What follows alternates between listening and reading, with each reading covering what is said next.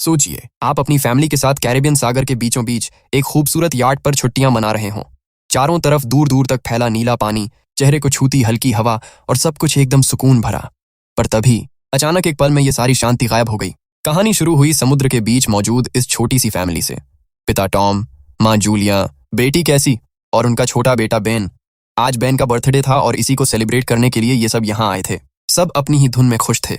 Tom और Ben fishing करने में बिजी हो गए, वहीं कैसी ने हेडफोन्स लगाए और म्यूजिक सुनते हुए धूप का मजा लेने लगी। इसी बीच जूलिया का मन हुआ और वो अकेले ही स्विमिंग के लिए पानी में उतर गई। शुरू में तो सब कुछ बिल्कुल नॉर्मल लगा। जूलिया सुकून से पानी की सतह पर तैर रही थी, लेकिन तभी उसे कुछ अजीब महसूस हुआ। ऐसा लगा जैसे पानी के नीचे कोई बहुत बड़ी चीज हलचल कर रही हो। उसने घबराकर इधर उधर देखा, पर दूर दूर तक कुछ नजर नहीं आया। जूलिया ने खुद को समझाया कि शायद ये उसका वहम होगा, पर कुछ ही सेकंड्स बीते थे कि उसे फिर वही एहसास हुआ, और इस बार ये फीलिंग पहले से कहीं ज्यादा डरावनी थी। पानी ऊपर से बिल्कुल शांत दिख रहा था, लेकिन जूलिया का डर अब बढ़ने लगा। उसे खतरा महसूस हुआ और उसने तुरंत याट की तरफ तैरना शुरू किया। लेकिन इससे पहले कि वो नाव तक पहुंच पाती, अचानक किसी अनजानी ताकत ने उसका पैर पकड़ा और उसे पानी के नीचे खींचने लगा। जूलिया बुरी तरह पैनिक हो गई। वो अपनी पूरी जान लगाकर मदद के लिए चिल्लाई, पर उसकी आवाज किसी तक नहीं पहुंच पा रही थी। वहां याट पर कैसी ने हेडफोन्स लगा रखे थे, जिसकी वजह से उसे कुछ सुनाई नहीं दिया। वहीं टॉम और बेन फिशिंग में इतने खोए थे कि उन्हें ये तक नहीं पता चला कि जूलिया कब पानी में उतरी। जूलिया खुद को ऊपर रखने की नाकाम कोशिश करने लगी, पर धीरे धीरे उसके मुंह में पानी भरने लगा और चीखना नामुमकिन हो गया। महज कुछ ही पलों में वो याट से काफी दूर निकल आई। अब उसे साफ महसूस हो रहा था कि समुद्र का पानी एक अजीब तरीके से पीछे की तरफ खींच रहा है, जैसे गहराई में कोई बहुत ही विशाल चीज हिल रही हो। यहाँ तक कि याट पर रखे सामान भी अपनी जगह से हिलने लगे और उनका डायरेक्शन बदलने लगा। जूलिया धीरे धीरे और दूर होती जा रही थी। तभी किस्मत ने साथ दिया और टॉम को जूलिया की एक धुंधली सी आवाज सुनाई दी। उसने फौरन पीछे मुड़कर देखा और जूलिया को लहरों के बीच जिंदगी के लिए संघर्ष करते पहचान लिया। बिना एक पल की देरी किए टॉम ने बच्चों को आवाज लगाई, उन्हें याट जूलिया की तरफ ले जाने को कहा और खुद पानी में छलांग लगा दी। टॉम पूरी ताकत से तैरते हुए जूलिया तक पहुंचा। उसने डूबती हुई जूलिया को संभाला और फिर दोनों मिलकर तेजी से अपनी याट की तरफ बढ़ने लगे। दूसरी तरफ छोटा बेन फुर्ती दिखाते हुए याट का इंजन स्टार्ट कर देता है और उसे धीरे धीरे जूलिया और टॉम के करीब ले आता है। जैसे ही नाव पास पहुंची, बेन और कैसी ने मिलकर पूरी ताकत लगाई और दोनों को खींचकर ऊपर डेक पर ले आए। जूलिया की जान तो बच गई थी, लेकिन समंदर का मिजाज अभी भी कुछ बदला बदला सा लग रहा था। पूरी फैमिली जूलिया को घेर कर बैठ गई, उसे संभालने लगी। वो अभी भी बुरी तरह सहमी हुई थी, पर मन ही मन खुद को ये कहकर तसल्ली देने लगी कि शायद ये सब ऊंची लहरों की वजह से हुआ होगा। टॉम ने माहौल की गंभीरता को समझते हुए साफ लफ्जों में सबको वार्निंग दे दी कि अब से कोई भी बिना बताए पानी में कदम नहीं रखेगा। कैसी को भी अंदर ही अंदर बहुत बुरा लग रहा था। उसे लगा कि उसके हेडफोन्स की वजह से ही उसे माँ की चीखें सुनाई नहीं दी। खैर, सबने एक दूसरे को संभाला और बिगड़े हुए माहौल को ठीक करने के लिए बेन का बर्थडे सेलिब्रेट करने की तैयारी शुरू कर दी। रात हुई, केक कटा और याट पर थोड़ी हंसी मजाक की रौनक वापस लौटी, लेकिन उस अंधेरे समंदर की खामोशी में एक अजीब सी बेचैनी अभी भी महसूस हो रही थी। तभी कैसी के लैपटॉप पर उसके बॉयफ्रेंड का वीडियो कॉल आया। वो बातें करने के लिए लैपटॉप लेकर डेक के बाहर चली गई। स्क्रीन पर उसे शहर का नजारा दिखा, जहां आसमान में डरावने काले बादल छाए हुए थे। उसका बॉयफ्रेंड काफी डरा हुआ था और उसने वार्निंग दी कि न्यूज में कुछ बहुत ही अजीब और खतरनाक होने की खबरें चल रही हैं। कैसी के देखते ही देखते वीडियो के बैकग्राउंड में एक भयानक तूफान उठता हुआ नजर आया। वो कुछ और पूछती, उससे पहले ही स्क्रीन फ्रीज हो गई और कनेक्शन पूरी तरह कट गया। कैसी घबराकर अंदर भागी और घर वालों को यह सारी बात बताई। टॉम ने उसे शांत करते हुए कहा कि शायद हम जमीन से बहुत दूर हैं, इसलिए सिग्नल चले गए होंगे। लेकिन तभी अचानक बाहर से एक बहुत ही अजीब और भारी आवाज सुनाई दी। सब भागते हुए डेक पर आए और जो देखा उसने सबके होश उड़ा दिए। व्हेल्स का एक बहुत बड़ा ग्रुप उनकी याट के बिल्कुल बगल से तेजी से गुजर रहा था, जैसे वो किसी चीज से जान बचाकर भाग रही हो। टॉम ये देखकर सबको समझाने लगा कि व्हेल्स हमेशा धरती के मैग्नेटिक फील्ड के हिसाब से चलती हैं, लेकिन जब कुदरत में कोई बहुत बड़ी हलचल होती है तो ये अपना रास्ता भटक जाती है। अभी वो ये बात कर ही रहा था कि तभी उनकी याट को एक जोरदार झटका लगा और बेन नीचे गिर पड़ा। टॉम को शक हुआ कि याट के निचले हिस्से में कुछ टकराया है। वो बिना देर किए पानी में गोता लगा गया ताकि नीचे का नुकसान चेक कर सके। कुछ देर बाद जब वो पानी से बाहर आया तो उसके कंधे पर एक गहरा जख्म था। जूलिया ने तुरंत उसे संभाला और टांके लगाने शुरू किए। टॉम ने कांपती आवाज में बताया कि पानी के अंदर उसे ऐसा महसूस हुआ जैसे उसके ठीक पीछे कोई बहुत ही विशाल चीज घूम रही थी। याट के नीचे एक बड़ा डेंट पड़ चुका था और सबसे बुरी बात यह थी कि उनका इंजन अब पूरी तरह खराब हो गया। अब ये लोग समंदर के बीचों बीच फंस चुके थे। जूलिया बार बार रेडियो पर मदद मांगने की कोशिश करने लगी और कैसी अपने फोन में सिग्नल ढूंढने लगी, पर सब बेकार था। कम्युनिकेशन का हर जरिया बंद हो चुका था। तभी अचानक कैसी किसी साये को देखकर जोर से चीख पड़ी। सब डर गए, पर अगले ही पल पता चला कि वो तो बस बेन था, जो मास्क पहनकर प्रैंक कर रहा था। माहौल थोड़ा हल्का हुआ ही था कि रेडियो से एक टूटी फूटी आवाज सुनाई देने लगी, लेकिन सिग्नल इतने खराब थे कि कुछ भी साफ समझ नहीं आ रहा था। तभी रडार पर कुछ अजीब सी चीज डिटेक्ट हुई और कानों को चुभने वाली एक तेज आवाज गूंजने लगी। पूरी फैमिली भागकर डेक पर आई और जो नजारा उन्होंने देखा उसने उनके होश उड़ा दिए। आसमान से आग के गोले नीचे गिर रहे थे। शुरुआत में उन्हें लगा कि शायद ये टूटते हुए तारे यानी मीटियर्स हैं, लेकिन जहां जहां वो गिर रहे थे वहां भयानक धमाके हो रहे थे। एक गोला तो उनकी नाव के बिल्कुल करीब पानी में गिरा। टॉम ने पागलों की तरह इंजन स्टार्ट करने की कोशिश की। इंजन शुरू तो हुआ, पर तभी एक और जोरदार धमाके से पूरी याट हिल गई। सबने डर के मारे एक दूसरे को कसकर पकड़ लिया। उसी पल टॉम को असलियत समझ आई। ये पत्थर नहीं बल्कि आसमान से गिरते हुए सैटेलाइट्स थे, और अगर सैटेलाइट्स गिर रहे थे तो इसका मतलब था कि दुनिया में कुछ बहुत ही खौफनाक हो चुका है। तभी बेन की नजर पीछे गई और उसने देखा कि यार्ड से गहरा काला धुआं निकल रहा था। टॉम भागकर इंजन चेक करने पहुंचा और उसे तुरंत समझ आ गया कि अब ये ठीक नहीं होने वाला। इंजन पूरी तरह दम तोड़ चुका था। इसी बीच बाहर हवाओं ने अचानक जोर पकड़ लिया, जिसे देख पूरी फैमिली डर के मारे अंदर केबिन में छुप गई। किसी का भी ध्यान उस तरफ नहीं गया जहां कंपास की सुई पागलों की तरह घूम रही थी, जैसे कि धरती की दिशा ही बदल गई हो। याट अब पहले से कहीं ज्यादा जोर जोर से हिचकोले खाने लगी। इसी उथल पुथल में बेन फिर से नीचे गिरा और इस बार उसे काफी चोट भी आई। बाहर लहरें किसी पहाड़ की तरह याट से टकरा रही थीं। टॉम ने खुद को संभालते हुए लाइफ जैकेट्स निकाली और सबको पहनने के लिए दी।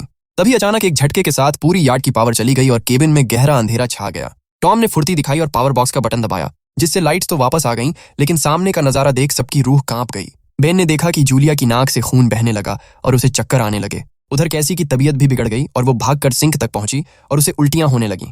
टॉम पागलों की तरह रेडियो पर सिग्नल ढूंढने की कोशिश कर रहा था, पर वहां सिर्फ सन्नाटा था। तभी अचानक एक ऐसी कान फाड़ने वाली आवाज गूंजी कि सबने अपने कान बंद कर लिए। हवा अब इतनी तेज हो चुकी थी कि खिड़कियां और दरवाजे टूटने लगे। जूलिया ने दरवाजे बंद करने की कोशिश की, पर हवा के दबाव से एक हैच खुल गया और सब कुछ तहस नहस होने लगा। टॉम ने घबराकर एक फ्लेयर जलाया, पर अगले ही पल फिर से अंधेरा छा गया। एक बहुत ही भयानक झटका लगा और पूरी फैमिली एक साथ बेहोश हो गई। जब काफी देर बाद उन्हें होश आया तो वे सब अभी भी जिंदा थे। शरीर पर चोटें तो थीं और याट में भी जगह जगह छेद हो चुके थे, लेकिन हैरानी की बात यह थी कि अंदर पानी की एक बूंद भी नहीं आ रही थी। सब जैसे तैसे उठकर और एक दूसरे को संभालकर बाहर डेक पर आए, लेकिन बाहर जो नजारा था वो किसी बुरे सपने से भी ज्यादा डरावना था। समुद्र अपनी जगह से गायब हो चुका था। जहां तक नजर जा रही थी सिर्फ जमीन ही जमीन थी और उनकी याट अब रेत पर अटकी पड़ी थी। चारों तरफ मरी हुई मछलियां, गहरे गड्ढे और समुद्र के अंदर के पहाड़ नजर आ रहे थे। ऐसा लग रहा था जैसे वे किसी दूसरी ही दुनिया में आ गए हों। जहां कल तक नीला पानी लहरा रहा था, आज वहां सिर्फ सूखी और बंजर धरती फैली थी। कैसी ने अपना फोन चेक किया, पर नेटवर्क का नामो निशान नहीं था। बेन पास पड़े मरे हुए केकड़ों को देख रहा था। उसे समझ ही नहीं आ रहा था कि आखिर ये हुआ क्या। टॉम ने अपना कंपास निकाला और देखा कि उसकी मैग्नेटिक सुई पूरी तरह उल्टी हो चुकी थी। टॉम ने कंपास की तरफ देखा और उसे अपनी आंखों पर यकीन नहीं हुआ। नॉर्थ पोल और साउथ पोल की पोजीशन पूरी तरह बदल चुकी थी। इसी मैग्नेटिक शिफ्ट की वजह से समंदर का सारा पानी दूसरी तरफ चला गया। टॉम ने भारी आवाज में सबको समझाया कि जहां पहले सूखी जमीन थी और लोग रहते थे, वहां अब गहरा समंदर होगा, यानी वहां रहने वाले लोगों का बच पाना नामुमकिन था। ये सुनते ही कैसी पूरी तरह टूट गई। उसे यकीन हो गया कि उसका बॉयफ्रेंड अब इस दुनिया में नहीं रहा। वो चीखती चिल्लाती हुई कैबिन के अंदर गई और खुद को बंद कर लिया। अब पूरी फैमिली को समझ आने लगा कि ये कोई मामूली तूफान नहीं था, बल्कि पूरी दुनिया ही बदल चुकी थी। जूलिया ने कैसी को संभालने की कोशिश की, पर उसने अपनी माँ को खुद से दूर कर दिया और अकेले एक कोने में जाकर छुप गई। इसी बीच जूलिया और टॉम बची हुई सप्लाई चेक करने लगे। उनके पास खाने पीने का सामान बहुत कम बचा था। छोटे बेन ने अपने बर्थडे वाले बैलून को एक पत्थर से बांधा और उसे हवा में छोड़ दिया। उसे उम्मीद थी कि शायद कोई सर्वाइवर उस गुब्बारे को देखकर उनकी मदद के लिए आ जाए। तभी अचानक सन्नाटे को चीरते हुए रेडियो से एक आवाज आई। टॉम ने जैसे ही सिग्नल पकड़ा, दूसरी तरफ से एक आदमी बोला। उसका नाम नाव था और वो एक सबमरीन का कैप्टन था। उसकी सबमरीन भी उनकी याट की तरह ही सूखी जमीन पर फंसी हुई थी। उसने इस तबाही को कंफर्म किया कि धरती के मैग्नेटिक पोल्स उल्टे हो गए हैं, जिससे समंदर पीछे हट गया और सारी जमीन डूब गई। लेकिन सबसे डराने वाली बात उसने अब बताई। कैप्टन ने वार्निंग दी कि ये पोल्स दोबारा अपनी जगह पर लौटेंगे। करीब एक हफ्ते के अंदर समंदर का सारा पानी वापस अपनी जगह पर आएगा और जब वो लौटेगा तो उसकी लहरें मौत बनकर आएंगी। उसने साफ कहा कि जितनी जल्दी हो सके किसी ऊंची जगह पर पहुंच जाओ, वरना कोई नहीं बचेगा। कैप्टन ने यह भी बताया कि एक क्रैश में उसका पार्टनर मारा गया और उसकी सबमरीन में अब सिर्फ 3 लोगों की ही जगह बची है। टॉम और जूलिया ने एक दूसरे की तरफ देखा और कैप्टन से गुजारिश की कि वो किसी तरह उनके बच्चों को बचा ले। टॉम ने कैप्टन के दिए हुए कोऑर्डिनेट्स चेक किए। वहां तक पहुंचने में कम से कम 2 से 3 दिन का रास्ता था। उस रात टॉम ने सबको आराम करने को कहा ताकि अगली सुबह वे इस सफर पर निकल सकें। अगली सुबह जब पूरी फैमिली अपना सामान पैक कर रही थी, तभी टॉम की नजर दूर एक हलचल पर पड़ी। वहां एक लंगड़ा आदमी हाथ में हारपून लिए खड़ा था और उसके साथ एक कुत्ता था जो लगातार उनकी तरफ देखकर भौंक रहा था। टॉम उसे घायल समझकर मदद करने के लिए आगे बढ़ा। उसने अपनी बोतल निकाली और उसे पानी देने लगा। वो अजनबी आदमी किसी अजीब सी भाषा में कुछ बुदबुदा रहा था जो टॉम को बिल्कुल समझ नहीं आया, लेकिन जैसे ही उसने पानी पिया, अगले ही पल उसने वही बोतल टॉम के सिर पर दे मारी और उसके चेहरे पर एक जोरदार किक जड़ दी। पल भर में सारा मंजर बदल गया। टॉम जिसे लाचार समझकर बचाने गया था, वो असल में साक्षात मौत बनकर आया था। जूलिया ये सब देखकर डर के मारे चीखी और टॉम की तरफ भागी, पर तब तक बहुत देर हो चुकी थी। उस दरिंदे ने बिना रहम किए टॉम के पेट में अपना हार्पून उतार दिया। टॉम कुछ सेकंड्स तक तड़पा और फिर उस आदमी ने बेरहमी से उसकी गर्दन काट दी। सब कुछ इतनी जल्दी हुआ कि किसी को संभलने का मौका ही नहीं मिला। अब वो कातिल जूलिया की तरफ मुड़ा और अपना हार्पून उसकी ओर फेंका, जो सीधा उसके कंधे में जा धंसा। दर्द से जूलिया की जान निकल रही थी, फिर भी उसने हिम्मत नहीं हारी और भागकर यार्ड के अंदर घुस गई। उसने तुरंत बच्चों को केबिन के अंदर छुपाया और दरवाजा लॉक कर दिया। कैसी और बेन सोफे के पीछे दुबक गए। जूलिया ने कांपते हाथों से कैसी को एक फ्लेयर गन थमाई और खुद एक चाकू लेकर बाथरूम में जा छुपी। तभी दरवाजे पर जोरदार धक्के पड़ने लगे। कुछ ही पलों में वो आदमी दरवाजा तोड़कर अंदर दाखिल हुआ। उसकी नजर सबसे पहले खाने पर पड़ी और वो किसी भूखे जंगली जानवर की तरह खाने पर टूट पड़ा। पेट भरने के बाद उसने पूरे यार्ड की तलाशी शुरू की। आखिर में वो बाथरूम की तरफ बढ़ा, पर जूलिया एक छोटे से सुराख के रास्ते बाहर निकल चुकी थी। उस आदमी को लगा कि जूलिया भाग गई है, लेकिन तभी उसके कुत्ते ने जूलिया को देख लिया और जोर जोर से भौंकने लगा। कुत्ता जूलिया पर झपटा और अपनी जान बचाने के लिए जूलिया को उसे चाकू से मारना पड़ा। अपने कुत्ते की चीख सुनकर वो आदमी पागलों की तरह बाहर भागा। मरे हुए कुत्ते को देखकर उसका दिमाग घूम गया और वो गुस्से में अंधा हो गया। इसी बीच जूलिया ने यार्ड के दूसरी तरफ से चढ़ाकर एक टूटी हुई खिड़की के रास्ते अंदर घुसने की कोशिश की, लेकिन वो दरिंदा पहले ही वहां पहुंच गया। उसने जूलिया को पकड़ा और उसके चेहरे पर एक जोरदार पंच जड़ दिया। जूलिया नीचे गिर पड़ी और फर्नीचर पकड़कर खुद को बचाने की कोशिश करने लगी, पर उस आदमी ने उसे लात मारकर दूर फेंक दिया। उसने जूलिया की कलाई को अपने पैर से कुचल दिया ताकि चाकू हाथ से छूट जाए। फिर उसके बाल पकड़कर उसका सिर जमीन पर दे मारा और सोफे पर पटक कर उसका गला दबाने लगा। जूलिया का दम घुट रहा था। केबिन में छिपे बच्चे ये खौफनाक मंजर अपनी आंखों से देख रहे थे। तभी कैसी ने सारी हिम्मत जुटाई और सोफे के पीछे से निकलकर फ्लेयर गन चला दी। आग का वो गोला सीधा उस आदमी के सीने पर जाकर लगा। फ्लेयर सीधा उस आदमी के सीने पर जा लगा और देखते ही देखते उसके कपड़ों ने आग पकड़ ली। देखते ही देखते आग पूरे यार्ड में फैलने लगी। बच्चों को भागने का मौका मिल गया और वे तेजी से बाहर की तरफ लपके। इधर जूलिया ने भी हिम्मत नहीं हारी। उसने पीछे मुड़कर उस जलते हुए आदमी को एक जोरदार किक मारी और उसे नीचे गिरा दिया। उसने फौरन मैप और जरूरी सामान वाला बैग उठाया और बच्चों के पीछे भाग निकली। बाहर निकलते ही बेन और कैसी अपने पिता की बेजान बॉडी को देखकर वहीं गिर पड़े। तीनों फूट फूट कर रोने लगे। उन्होंने आखिरी बार टॉम को गले लगाया, पर खतरा अभी टला नहीं था। वो जलता हुआ आदमी किसी साए की तरह यार्ड से बाहर निकल आया। फैमिली को दोबारा अपनी जान बचाकर भागना पड़ा। अभी वे कुछ ही दूर पहुंचे थे कि तभी पीछे एक जोरदार ब्लास्ट हुआ और जलती हुई यार्ड के परखच्चे उड़ गए। थोड़ी दूर जाकर वे एक सुरक्षित जगह पर रुके। छोटा बेन खुद को कोसने लगा। उसे लगा कि शायद उसके उड़ाए हुए बैलून को देखकर ही वो कातिल उन तक पहुंचा था। जूलिया ने उसे गले लगाया और समझाया कि इसमें उसकी कोई गलती नहीं, पर तभी जूलिया की नजर दूर पड़ी। वो किलर अभी भी हार मानने को तैयार नहीं था और उनका पीछा कर रहा था। तीनों फिर से भागने लगे। रास्ते में एक सूखा तालाब आया, जहां बेन एक मरी हुई विशाल शार्क को देखकर ठिठक गया। चारों तरफ समुद्र के नीचे रहने वाले मरे हुए जानवर और जमा हुआ प्लास्टिक कचरा फैला था। ये दुनिया अब बिल्कुल भी वैसी नहीं लग रही थी जैसी कल तक थी। भागते भागते वे एक ऐसे इलाके में पहुंच गए जहां का पानी पूरी तरह जहरीला हो चुका था। उनकी मजबूरी थी कि उन्हें उसी जहरीली जमीन को पार करके आगे निकलना था। उस तपती और जहरीली जमीन पर चलते चलते सबकी हालत खराब होने लगी। जूलिया ने नोटिस किया कि प्यास की वजह से बेन की हालत बिगड़ रही है। उसने जैसे ही बैग से पानी की बोतल निकाली, उसके होश उड़ गए। बोतल में पानी लगभग खत्म हो चुका था। कैसी को एहसास हुआ कि शायद उसने जल्दबाजी में ढक्कन ठीक से बंद नहीं किया था। जूलिया का गुस्सा 7वें आसमान पर पहुंच गया और वो कैसी पर चिल्लाने लगी। कैसी पहले ही अंदर से टूट चुकी थी। वो रोते हुए कहने लगी कि शायद अब हम नहीं बच पाएंगे। दोनों के बीच काफी बहस हुई, पर मौत के डर ने उन्हें रुकने नहीं दिया। वे बस चलते रहे। आगे बढ़ते हुए उन्हें एक क्रैश हुआ प्लेन दिखाई दिया। पहले तो सब डर गए, पर अंदर जाकर देखा तो वहां सिर्फ कुछ परिंदे थे। उन्होंने तय किया कि आज की रात इसी प्लेन के अंदर बिताएंगे। सबने थोड़ा बहुत जो बचा हुआ स्नैक्स था वो शेयर किया। इसी दौरान जूलिया को टॉम की जैकेट की जेब में एक फैमिली फोटो मिली। उसे देखते ही जूलिया की आंखों से आंसू छलक आए। माहौल को थोड़ा हल्का करने के लिए कैसी ने धीरे से पूछा कि मॉम, आपकी और डैड की लव स्टोरी कैसे शुरू हुई थी। जूलिया के चेहरे पर एक फीकी सी मुस्कान आई।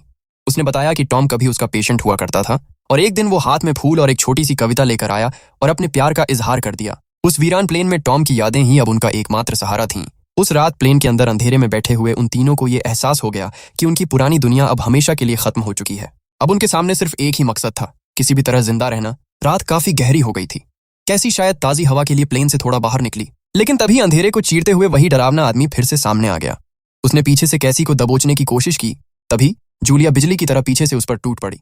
इस बार उसकी आंखों में खौफ नहीं, बल्कि अपने बच्चों को बचाने का जुनून और गुस्सा था। उसने पागलों की तरह चाकू से उस आदमी पर तब तक वार किए जब तक उसकी हरकतें पूरी तरह बंद नहीं हो गईं।